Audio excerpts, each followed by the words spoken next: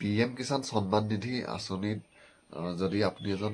Beneficiary হয় আৰু আপোনাৰ যদি PM কিষাণ সন্মান নিধি যোজনাত যোনটো মোবাইল নাম্বাৰ লিংক হৈ আছিলে সেই লিংক হৈ থকা মোবাইল নাম্বাৰটো যদি হেৰাই গৈছে বা বেয়া হৈছে তেতিয়া আপুনি সেই লিংক হৈ থকা নাম্বাৰটো ঠাইত আকৌ নতুন এটা নাম্বাৰ কেনেকৈ লিংক কৰিব পাৰিব তাৰ বিষয়ে আজি এই ভিডিঅ'ত মই আপোনালোকক দেখুৱাম। তো PM কিষাণ সন্মান নিধি যোজনাত আপোনাৰ নতুনকৈ মোবাইল নাম্বাৰ এটা লিংক কৰিবলৈ হ'লে প্ৰথম আপোনালোকে নিজৰ মোবাইলতে ব্ৰাউজাৰ এটা খুলি সাৰ্চ কৰিব PM কিষাণ। তো PM কিষাণ বুলি সাৰ্চ কৰাৰ লগে লগে আপোনালোকৰ সন্মুখত এনেদৰে আহি যাব pmkisan.gov.in বুলি আহিব। তো ইয়াত আপোনালোকে প্ৰথম যোনটো pmkisan.gov.in বুলি আহিছে ইয়াতে ক্লিক কৰিব আৰু ইয়াত ক্লিক কৰাৰ লগে লগে পিছৰ পেজটো আপোনালোকৰ সন্মুখত এনেদৰে আহি যাব।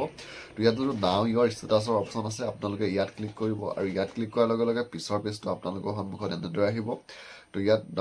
নতুনকৈ মোবাইল নাম্বাৰটো লিংক কৰিবলৈ হ'লে প্ৰথম আপোনালোকে আপোনাৰ যোনটো এণ্টাৰ ৰেজিষ্ট্ৰেশ্যন নাম্বাৰ আপোনাৰ যোনটো ৰেজিষ্ট্ৰেশ্যন নাম্বাৰ আছে কৃষকৰ সেই ৰেজিষ্ট্ৰেশ্যন নাম্বাৰটো আৰু ইয়াৰ কেপচাৰটো দি আপোনালোকে গেট OTPত ক্লিক কৰিব আৰু গেট OTPত ক্লিক কৰাৰ লগে লগে এতিয়া মই যোনজন মানুহক কৰিছোঁ তেওঁ মোবাইল নাম্বাৰটো হেৰাই গৈছে আৰু ইয়াত আহিছে ইউৰ মোবাইল নং is duplicate or invalid please update your mobile নাম্বাৰটো। ইয়াত আপোনালোকে OKত ক্লিক কৰিব আৰু OKত ক্লিক কৰাৰ লগে লগে পিছৰ পেজটো আপোনালোকৰ সন্মুখত এনেদৰে আহি যাব। তো ইয়াত আপোনালোকে ৰেজিষ্ট্ৰেশ্যন নাম্বাৰটো দিব তাৰপৰা ইয়াত যোনটো কেপচাৰ আহিছে কেপচাৰটো দি চাৰ্চত ক্লিক কৰিব আৰু চাৰ্চত ক্লিক কৰাৰ লগে লগে ইয়াত এটা আধাৰ OTP